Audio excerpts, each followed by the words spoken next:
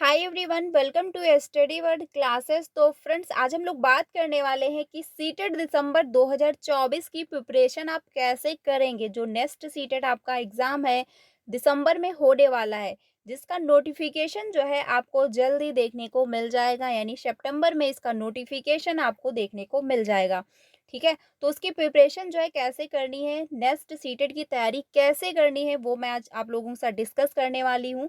Video को मैं request करती हूँ कि आप लोग प्लीज़ लास्ट तक देखिएगा, आपको काफ़ी हेल्प मिलेगी, काफ़ी समझ में आएगा कि प्रिपरेशन कैसे करनी है, क्योंकि इस बार का भी जो है सीटेट का रिजल्ट काफ़ी डाउन गया हुआ है, पेपर 1 एंड पेपर 2 दोनों का। ठीक है, तो बात करने वाले हैं दोनों की, यानी पेपर 1 की प्रिपरेशन कैसे करनी है और साथ में पेपर 2 की भी प्रिपरेशन कैसे करनी है। दोनों पेपर डिस्कस करने वाले हैं कि कैसे आप जो है इसकी तैयारी कंटिन्यू करिएगा। ठीक है, जो मैं ट्रिक आपको बताने वाली हूँ, इससे काफ़ी कैंडिडेट का क्वालीफाई हुआ है और मेरा खुद का। मैंने फर्स्ट अटेम्प्ट में सीटेट पेपर 1 एंड पेपर 2 दोनों क्वालीफाई कर लिए थे। तो मैं डिस्कस करने वाली हूँ आप लोगों के साथ कि कैसे प्रिपरेशन करनी है, क्योंकि इस बार जो है सीटेट क्वालीफाई कर लेना है किसी भी कंडीशन में। नेक्स्ट टाइम क्या होता है कुछ आइडिया नहीं है, क्योंकि इसके पहले एक ऑफिशियल नोटिस आ भी चुकी थी कि जो एग्ज़ाम है वो एनटीए करवाने वाली है। तो अभी तक जो है आपका एग्ज़ाम सीबीएसई बोर्ड ही करवा रही है और जो दिसंबर में एग्ज़ाम होगा वो भी आपका सीबीएसई बोर्ड ही करवाएगी। लेकिन 2025 के बाद क्या होता है कोई आइडिया नहीं है। तो इसलिए सीटेट को क्वालीफाई कर लेना है, क्योंकि एक बार अगर आपका सीटेट क्वालीफाई हो गया तो लाइफ टाइम वैलिड रहता है। ठीक है, तो अच्छे से प्रिपरेशन अभी से कंटिन्यू कर दें, जिससे दिसंबर में जो एग्ज़ाम हो आप उसकी तैयारी अच्छे से कर पाएँ और अच्छे से क्वालीफाई कर लें। तो वीडियो को चलिए स्टार्ट करते हैं। काफ़ी इंपॉर्टेंट वीडियो है, क्योंकि किसी भी एग्ज़ाम को क्वालीफाई करने के लिए सबसे पहले ये पता होना चाहिए कि हम किस एग्ज़ाम की प्रिपरेशन कर रहे हैं और कैसे हमको प्रिपरेशन करनी है, कैसे हमको क्वालीफाई करना है। तो वीडियो काफ़ी इंपॉर्टेंट है। चैनल पे पहली बार आए हो तो सब्सक्राइब कर लीजिएगा, क्योंकि टीचिंग से रिलेटेड आपको सारी अपडेट जो है वो टाइम से मिल जाती है। और सीटेट की क्लासेस भी कंटिन्यू हो चुकी हैं, तो आप लोग ज्वाइन हो सकते हैं 3 बजे और 5 बजे। 5 बजे पेपर 2 हम लोग डिस्कस करते हैं सोशल साइंस का। तो वीडियो स्टार्ट करते हैं। सबसे पहले बात करेंगे कि जो आपका एग्ज़ाम है उसकी तैयारी कैसे करनी है। देखिए, सीटेट दिसंबर 2024 ऐसे करिए तैयारी, यानी ऐसे जो है करे तैयारी। मैं आपको बताने वाली हूँ कि कैसे आपको प्रिपरेशन करनी है, क्योंकि इस बार भी जो बहुत सारे कैंडिडेट फेल हो गए, काफ़ी ऐसे कैंडिडेट हैं जो 3 से 4 बार एग्ज़ाम दे चुके हैं और उनका क्वालीफाई नहीं हो रहा है।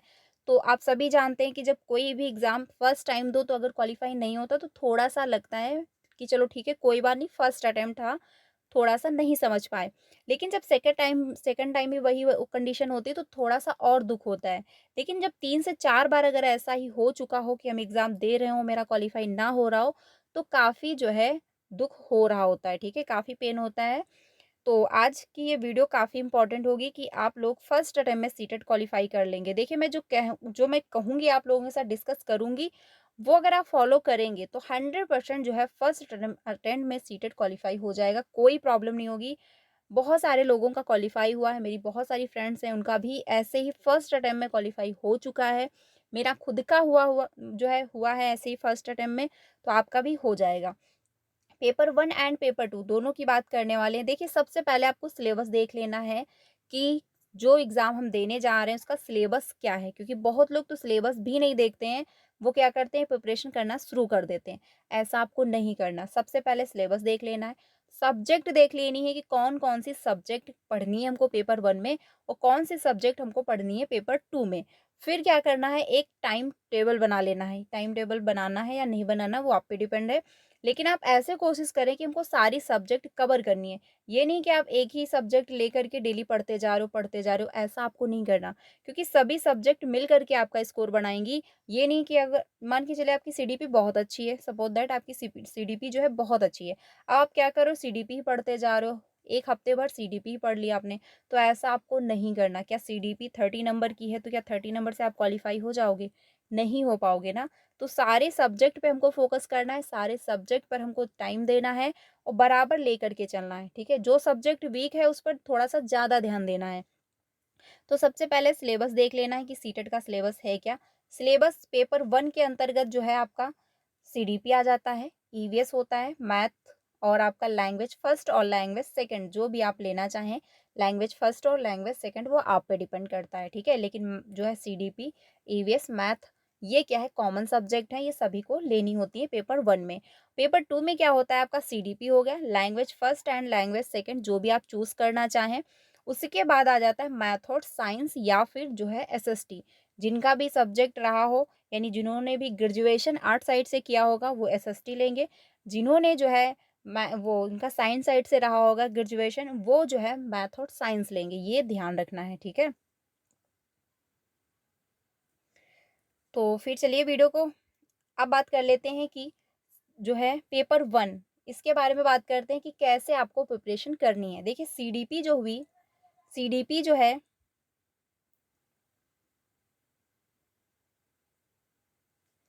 सीडीपी जो है पेपर 1 की, इसको आप जब कंप्लीट करोगे तो जो जो टॉपिक इसमें है आपके सीडीपी पेपर 1 में, वही टॉपिक है पेपर 2 में भी, सेम सीडीपी है।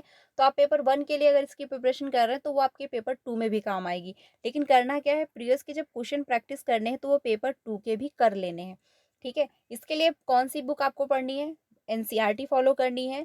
और इसका सिलेबस आपका सेम है, जैसे कि कुछ टॉपिक है जैसे जीन पियाजे हो गया, वाइगोस्की हो गया, कोहलबर्ग हो गया, हार्वर्ड गार्नर हो गया, इंक्लूसिव एजुकेशन हो गया, चाइल्ड सेंटर एजुकेशन हो गया, ठीक है। तो जो ये टॉपिक हैं इनसे क्वेश्चन हमेशा पूछा जाता है और काफ़ी यहाँ से क्वेश्चन बनते हैं। तो ये सारे टॉपिक आपको कंप्लीट कर लेने हैं। लेकिन अगर आप बुक रीड करना चाहते हैं, थ्योरी अच्छे से पढ़ना चाहते हैं, तो 11 टू 12 की आपको एनसीईआरटी पढ़नी होगी सीडीपी के लिए, ठीक है। अब बात कर लेते हैं ईवीएस। ईवीएस जो है, इसमें आपको क्लास थर्ड से लेकर फिफ्थ तक, क्योंकि 1 2 में कोई ईवीएस की बुक नहीं है, तो क्लास थर्ड और फिफ्थ की आपको ईवीएस पढ़ लेनी है।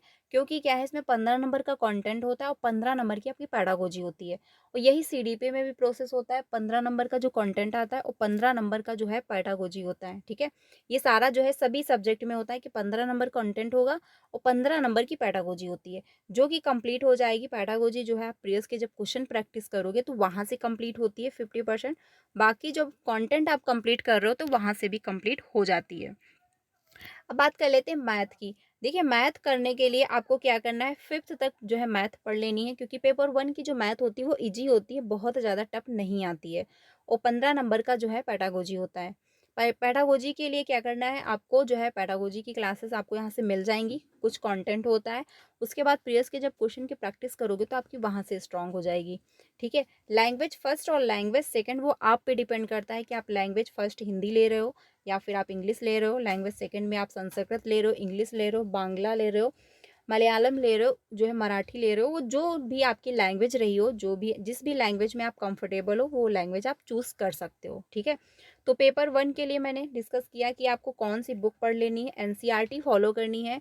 ये भी ध्यान रखना, ये नहीं कि कोई मार्केट से आपने कोई भी बुक उठा ली, वहाँ से जो है प्रिपरेशन कंटिन्यू कर रहे हो। इसके लिए आपको एनसीईआरटी ही फॉलो करनी है, क्योंकि सीटेट ने खुद वेरीफाई कर रखा है एनसीईआरटी, और एनसीईआरटी से ही क्वेश्चन पूछे जाते हैं।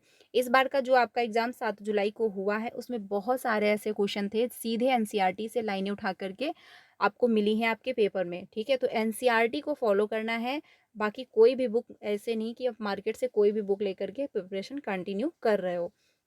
तो पेपर 1 हो गया।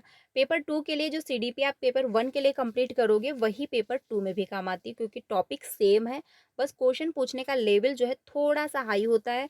तो इसलिए जब आप पीवाईक्यू क्वेश्चन करें तो पेपर 2 के भी करें साथ में और पेपर 1 के भी करें, ठीक है। क्योंकि कुछ ऐसे क्वेश्चन हैं जो पेपर 1 में भी देखने को मिलते हैं और पेपर 2 में भी मिल जाते हैं। Language first and language second वो आप पे डिपेंड है कि आप कौन सी लैंग्वेज चूज़ करना चाहते हो। उसमें भी जो है 15 नंबर का कंटेंट होगा, 15 नंबर की पैडागोजी होती है, ठीक है। अब बात कर लेते हैं एसएसटी। देखिए आप एसएसटी पेपर 2 के लिए अगर अपने आर्ट साइड कर रखा है तो एसएसटी लोगे, या फिर अपने साइंस साइड से कर रखा है तो आप मैथ और साइंस लोगे। अब इसमें 40 नंबर का कंटेंट होता है और 20 नंबर की पैडागोजी आती है, ठीक है। 40 नंबर का जो कंटेंट होता है वो आपको उसको कंप्लीट करने के लिए आपको करना क्या है, एनसीईआरटी फॉलो करनी है। क्लास 6 7 और 8 की एनसीईआरटी फॉलो करनी है, ठीक है। यहाँ से 40 नंबर आपके कंप्लीट होते हैं। और 40 नंबर इस बार तो बहुत सारे क्वेश्चन सीधे एनसीईआरटी की बुक से उठा करके दिए गए थे, ठीक है। काफ़ी घुमाया भी नहीं गया था, क्योंकि बहुत बार ऐसा होता है कि क्वेश्चन घुमा दिए जाते हैं, लेकिन इस बार क्वेश्चन घुमाया भी नहीं गया। सीधे जो है लाइनें देखने को मिली हैं। अगर आपने एनसीईआरटी रीड की होती तो आपका क्वालिफाई हो जाता, कोई दिक्कत नहीं होती। जिन लोगों ने किया है उनका क्वालिफाई हो भी गया है, ठीक है। तो एनसीईआरटी आपको पढ़नी पड़ेगी। 40 नंबर कंटेंट आता है। इसमें क्या है, जो आपका 15 नंबर का हिस्ट्री हो जाता है और 15 नंबर ज्योग्राफी आता है और 10 नंबर की जो है पॉलिटी से पूछा जाता है। क्लास 6, 7, 8 8 की जो है 8 की जो है एनसीईआरटी वो आपको बहुत अच्छे से पढ़ लेनी है, क्योंकि क्लास 8 से ज़्यादा क्वेश्चन पूछे जाते हैं। ठीक है, उसके बाद आपको पीवाईक्यू क्वेश्चन कर लेने हैं। सिर्फ और सिर्फ क्या करना है, एनसीईआरटी फॉलो करनी है। उसके बाद प्रीवियस के क्वेश्चन से प्रैक्टिस कर लेनी है। देन इतना इनफ है, क्योंकि अगर आप कोई मॉक टेस्ट ले रहे हो या फिर कोई बुक मार्केट से खरीद कर आप वहाँ से क्वेश्चन की प्रैक्टिस कर रहे हो, तो ऐसा आपको नहीं करना है। क्योंकि एनसीईआर मतलब जो सीटेट ने खुद बहुत सारे क्वेश्चन दे रखे हैं सीटेट की वेबसाइट पे, आप वहाँ से जा करके डाउनलोड करके प्रैक्टिस करें। या फिर जो है 3 बजे की क्लास में आप मेरे साथ ज्वाइन हुए, डेली हम जो है प्रीवियस के क्वेश्चन की प्रैक्टिस करेंगे और साथ में कंटेंट भी डिस्कस करेंगे। ठीक है, तो आपको सिर्फ और क्या करना है, प्रीवियस के क्वेश्चन से ही प्रैक्टिस करनी है, क्योंकि बहुत सारे क्वेश्चन रिपीट भी होते हैं।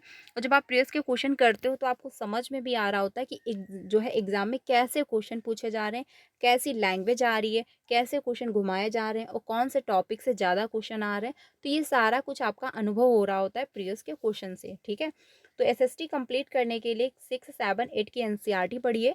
और जब आप पैडागोजी कंप्लीट करने के लिए आप जब प्रीवियस के क्वेश्चन करोगे, 20 नंबर की पैडागोजी भी आती है आप में। ठीक है, तो जब आप पैडागोजी कंप्लीट करने के लिए जब आप प्रीवियस के क्वेश्चन की प्रैक्टिस करोगे, तो वहाँ से आपकी कंप्लीट हो जाएगी 20 नंबर की पैडागोजी।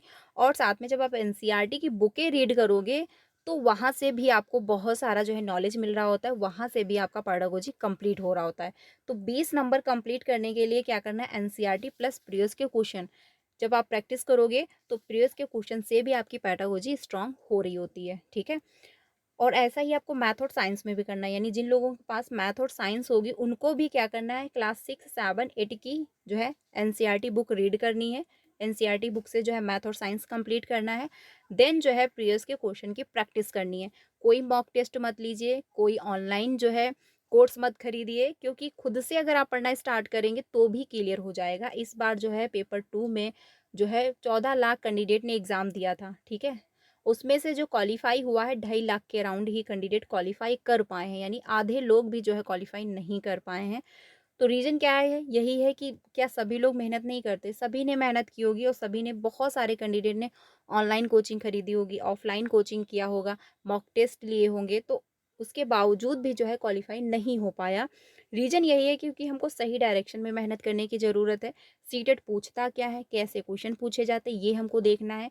आप मॉक टेस्ट लगाते जा रहे हो, अब मॉक टेस्ट से क्वेश्चन नहीं पूछे जाते, क्योंकि क्या है, प्रीवियस के क्वेश्चन से जब आप प्रैक्टिस करोगे तो वहाँ से आपको बहुत सारी चीज़ें समझ में आ रही होती है, आपका टाइम मैनेज हो रहा होता है, आपको लैंग्वेज समझ में आ रही होती, कौन से टॉपिक से ज़्यादा क्वेश्चन पूछे जाते हैं, कौन से सब्जेक्ट से ज़्यादा क्वेश्चन पूछे जाते हैं, ये सारा कुछ एनालिसिस आपको प्रीवियस के क्वेश्चन से हो रहा होता है।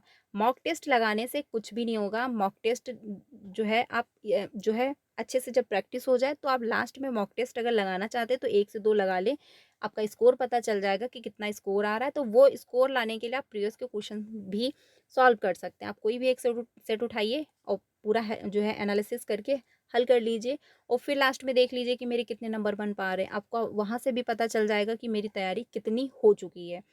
तो आपको यही करना है, मैथ और साइंस के लिए भी क्लास 6, 7, 8 की एनसीईआरटी पढ़नी है, प्रीवियस के क्वेश्चन की प्रैक्टिस करनी है। ठीक है, सारी बुकें जो है आपको एनसीईआरटी ही रीड करनी है, क्योंकि सीटेड एनसीईआरटी से ही पूछता है, और प्रीवियस के क्वेश्चन की प्रैक्टिस करनी है। और साथ में सबसे इम्पॉर्टेंट क्या है, खुद के नोट्स। जब आप बुक रीड करें, कोई टॉपिक कंप्लीट करें, जैसे जीन पियाजे, आपने जीन पियाजे यूट्यूब पर सर्च किया और जीन पियाजे थ्योरी आपने पढ़ ली, समझ लिया। अब उसको करना क्या है, नोट कर लेना है पूरा जो है। जैसे आप मतलब सुन रहे हो, पढ़ रहे हो, वैसे पूरा नहीं नोट करना है, खुद के शब्दों में आप नोट करिए कि हाँ, जीन पियाजे के अंतर्गत क्या क्या इंपॉर्टेंट पॉइंट है, वो आप नोट डाउन कर लें। जब आप ऐसे ही करते जाएंगे तो लास्ट में जो खुद के नोट्स आपने तैयार किए होंगे, ये बहुत काम आते हैं। क्योंकि लास्ट में आप 1 हफ्ते में ये तो नहीं कि पूरा सिलेबस आप रट लोगे या पूरा सिलेबस आप देख लोगे। लेकिन जो खुद के नोट्स होते हैं, ये 2 घंटे में आप पूरा सिलेबस देख पा रहे होते हो, क्योंकि कम शब्दों में बहुत सारी चीज़ें इसमें लिखी हुई होती हैं। जैसे जीन पियाजे आपने पढ़ लिया, समझ लिया। अब जीन पियाजे के अंतर्गत क्या इम्पोर्टेंट है कि उन्होंने 4 जो है स्टेजों में डिवाइड कर दिया बच्चों को, इतनी एज में, यानी सेंसरी मोटर की जो उम्र है उसकी एज इतनी है। ठीक है, उन्होंने क्या-क्या इसके अंतर्गत बताया हुआ है, क्या विशेषताएँ हैं, कौन सी स्तर की, तो ये सारा आपने लिख लिया। अभी ये क्या है, लास्ट टाइम आपको काफ़ी मदद करेगा, क्योंकि आप जब नोट्स उठाओगे तो कम शब्दों में लिखा होगा और फटाफट से आप रिवीजन करते चले जाओगे। तो ऐसे ही प्रैक्टिस करनी है, खुद के नोट्स बना लेने हैं, कोई आप किसी के भी नोट्स मत खरीदिए। एनसीईआरटी फॉलो करिए, थ्योरी कंप्लीट करिए, और जो थ्योरी पढ़ें आप उसको कम शब्दों में, अपने शब्दों में खुद के नोट्स बना लीजिए। जैसे आपको समझ में आता है आप वैसे लिखिए खुद, क्योंकि खुद को पढ़ना है, आपको समझ में आना चाहिए बस, ठीक है। तो खुद के नोट्स भी आपको बना लेने हैं, ये काम आएंगे लास्ट में बहुत ज़्यादा। तो ऐसे ही प्रिपरेशन कंटिन्यू करिए। सिलेबस सबसे पहले देख लीजिए कि सिलेबस है क्या, ठीक है, कौन कौन से हमको सब्जेक्ट पढ़ने हैं। फिर क्या करना है, सीडीपी के लिए का जो है आपको 11th-12th की एनसीईआरटी रीड करनी है। और इसमें क्या है, इम्पॉर्टेंट जो है थ्योरी है कि कौन कौन से जो है थ्योरी आने वाली है, जैसे जीन पियाजे हो गया, वाइगोस्की हो गया, ये सारे टॉपिक हमेशा पूछे जाते हैं सीडीपी के लिए। और फिर आपको साथ में प्रीवियस के क्वेश्चन की प्रैक्टिस भी कर लेनी है, ठीक है। ईवीएस के लिए जो क्या करना है, 3rd और 5th की आपको बुक पढ़ लेनी है एनसीईआरटी, वहीं से पूछा जाएगा। पैडागोजी जो 15 नंबर की आएगी वो आप प्रीवियस के क्वेश्चन की जब आप प्रैक्टिस करोगे तो वहाँ से कंप्लीट हो जाएगी, ठीक है। तो फ्रेंड्स ऐसे ही फॉलो करिए, एनसीईआरटी प्लस प्रीवियस के क्वेश्चन, 2 काम करने हैं सीटेट के दौरान और आपका अच्छे से क्वालिफाई हो जाएगा। एनसीईआरटी प्लस प्रीवियस के क्वेश्चन, कोई मॉक टेस्ट नहीं लेना, कोई ऑनलाइन कोचिंग नहीं करनी, कोई ऑफलाइन कोचिंग नहीं करनी, आप यूट्यूब पर सर्च करते जाइए। और हाँ, सबसे इम्पोर्टेंट क्या है, जिससे भी आप पढ़ रहे हो, जिस भी टीचर से आप पढ़ रहे हो, आप उसी से पढ़ें। ये नहीं है कि ये नहीं कि आप सीडीपी जो है वो, जो सीडीपी है वो आप 5 टीचर से पढ़ते जा रहे हो, ऐसा नहीं करना। आप ये कर सकते हो कि एक सब्जेक्ट एक टीचर से पढ़िए, जैसे मैथ आप किसी और टीचर से पढ़ रहे हो, तो सोशल साइंस आप किसी और टीचर से पढ़ रहे हो, सीडीपी आपको किसी और टीचर की समझ में आती है तो आप उससे पढ़ रहे हो, ये कर लेना है। लेकिन आपको ये नहीं करना है कि एक ही सब्जेक्ट के लिए आप जो है 4-5 टीचर से पढ़ते जा रहे हो, ऐसा करोगे तो कन्फ्यूजन होगी, दिमाग में कुछ भी नहीं बैठेगा, बहुत ज़्यादा कन्फ्यूजन क्रिएट हो जाएगी। तो एक सब्जेक्ट के लिए एक टीचर चूज़ कर लीजिए, अभी भी टाइम है, अच्छे से सर्च करिए, देख लीजिए, समझ लीजिए, जिस भी टीचर को आपको समझ में आएगी, क्योंकि क्या है, सभी टीचर बेस्ट है, सभी टीचर बढ़िया पढ़ाते हैं। वो डिपेंड करता है आप पर कि आप किसकी बातें कैच कर पा रहे हो, किसकी बातें आपको समझ में आ रही हैं, किसकी बातें आपके दिमाग में बैठ पा रही हैं, ठीक है। वहाँ से आप पढ़ना शुरू करें, और डेली, मतलब ये नहीं कि आप 1 महीने एक टीचर से पढ़ रहे हो, दूसरे महीने दूसरे टीचर से पढ़ रहे हो, तीसरे महीने आपने फिर से टीचर चेंज कर दिया, ऐसा नहीं करना है। टिक करके एक टीचर के पास पढ़िए, थोड़ा टाइम दीजिए, 10 से 15 दिन में या 1 हफ्ते में आपको समझ में आने लगेगा कि हाँ, टीचर कैसे पढ़ा रहा है, आपको चीज़ें समझ में आ रही हैं कि नहीं आ रही हैं, ठीक है। तो एक सब्जेक्ट के लिए एक टीचर चूज़ करना है, ये नहीं कि एक सब्जेक्ट के लिए 5 टीचर चूज़ कर लेने हैं, ऐसा नहीं करना है। बट हाँ, ये कर सकते हो कि जैसे आपको ईवीएस किसी और टीचर से समझ में आ रही है तो आप उससे कंप्लीट कर लें, मैथ किसी और से समझ में आ रही है तो आप उससे कर लें, लैंग्वेज आपको किसी और टीचर से समझ में आ रही है तो आप वहाँ से कंप्लीट करें। लेकिन ये नहीं करना है कि एक ही सब्जेक्ट के लिए आप 5 टीचर से पढ़ रहे हो, तो वहाँ पर कन्फ्यूजन होगी, फिर जो है कंप्लीट नहीं हो पाएगा। तो ये भी करना है, क्योंकि आज की डेट में सभी यूट्यूब से जो है प्रिपरेशन करते हैं और फ्री में जो है क्लासेस मिल रही होती हैं। तो ये मतलब ये होता है कि अच्छा लो इस टीचर से थोड़ा पढ़ लें, अच्छा लो इस टीचर का देख लें ये कैसे पढ़ाता है, अच्छा लो इस टीचर से देख लेते हैं कैसे पढ़ाता है। तो ऐसा नहीं करना है, ऐसे करोगे तो कन्फ्यूजन होगी, क्योंकि सबका पढ़ाने का तरीका चेंज होता है, ठीक है, सबका समझाने का भी तरीका चेंज होता है। एक टीचर से पढ़ना है, एक सब्जेक्ट एक टीचर से पढ़नी है, ठीक है, तो ये ध्यान रखना है। बाकी आप एनसीईआरटी प्लस जो है प्रीवियस के क्वेश्चन से प्रैक्टिस करें, आपका अच्छे से क्वालिफाई हो जाएगा, कोई प्रॉब्लम नहीं होगी। बाकी सीटेट की क्लासेस कंटिन्यू हो चुकी हैं 3 बजे और 5 बजे, तो आप मेरे साथ ज्वाइन हो सकते हैं। 5 बजे हम लोग जो है एसएसटी पेपर 2 के लिए क्लासेस कंटिन्यू कर देंगे। 6, 7, 8 की एनसीईआरटी चैप्टर वाइज चलने वाली हैं। और 3 बजे जो होगी क्लास वो पेपर 1 एंड पेपर 2 दोनों के लिए होगी, क्योंकि सीडीपी पेपर 1 एंड पेपर 2 दोनों कंप्लीट करने वाले। मैथ पेडागोजी की भी क्लासेस आपको 3 बजे मिलेंगी, लैंग्वेज की भी क्लासेस आपको 3 बजे मिलने वाली हैं, ठीक है। और 5 बजे हम लोग सोशल साइंस डिस्कस करेंगे। तो क्लासेस कंटिन्यू हो चुकी हैं, तो आप डेली ज्वाइन होइएगा। बाकी पढ़ना स्टार्ट कर दीजिए, खुद के नोट्स बनाना शुरू कर दीजिए, जो भी टॉपिक पढ़ें उसको कम शब्दों में। देखिए ये नहीं कि बड़े अच्छे से आप सजाते जा रहे हो, खुद के नोट्स बना रहे हो, ऐसा नहीं करना, क्योंकि आपको जो है किसी को देना नहीं, ना आपको प्रिंट करवाना है। आपको इसलिए लिखना है कि लास्ट में वो आपको रिवीजन के काम आए। तो आप खुद के नोट्स अपने शब्दों में बनाइए कि आपको समझ में आए बस, ठीक है। तो खुद के नोट्स भी कम शब्दों में कम टाइम में बना ले, जिससे कि लास्ट में आपको मदद मिले। तो फ्रेंड्स आप ऐसे ही फॉलो करिए, आपका 100% सीटेट क्वालिफाई होगा। मैंने ऐसे ही किया था, मैंने पहले सिलेबस देखा, फिर मैंने जो है कंटेंट पूरा कंप्लीट किया, फिर मैंने प्रीवियस के क्वेश्चन से प्रैक्टिस की। कंटेंट आप ऐसे मतलब प्रिपरेशन करें कि 1 मंथ मतलब जो पेपर आपका आए तो उसके 1 महीना पहले कंटेंट कंप्लीट हो चुका हो। जिससे कि 1 महीने आप सिर्फ़ प्रीवियस के क्वेश्चन पर ध्यान दें और सिर्फ़ प्रीवियस के क्वेश्चन की प्रैक्टिस करें, ठीक है? और डेली जो है 1 सेट लगाएँ पेपर 1 एंड पेपर 2 का। अच्छे से क्वालीफाई हो जाएगा, कोई दिक्कत नहीं होगी। जो एग्ज़ाम 7 जुलाई को हुआ है, आप देख सकते हैं उसका पेपर मतलब पूछने का तरीका काफ़ी लेंथी था, काफ़ी क्वेश्चन जो है लेंथी थे, काफ़ी क्वेश्चन फँसाने वाले भी थे, ठीक है? बहुत ज़्यादा ईज़ी भी पेपर नहीं था, बहुत ज़्यादा टफ भी पेपर नहीं था, लेकिन लैंग्वेज बहुत ज़्यादा घुमाई गई थी और लैंग्वेज जो है काफ़ी लेंथी भी थी। तो अगर आप प्रीवियस के क्वेश्चन से प्रैक्टिस नहीं करोगे तो प्रॉब्लम होगी। तो फ्रेंड्स, वीडियो काफ़ी इंपॉर्टेंट है। आई होप आप लोगों को हेल्प मिली होगी। कोई डाउट है तो आप लोग कमेंट में पूछ लीजिएगा। क्लासेस कंटिन्यू हो चुकी तो आप लोग ज्वाइन हो सकते हो। वीडियो काफ़ी इंपॉर्टेंट है तो ज़्यादा से ज़्यादा अपने फ्रेंड को शेयर कर दीजिएगा। जो भी आपके फ्रेंड्स प्रिपरेशन कंटिन्यू कर चुके हैं, जो भी एग्ज़ाम देने वाले हैं, उनको काफ़ी मदद मिलेगी। तो मिलते हैं नेक्स्ट क्लास में। Thank you.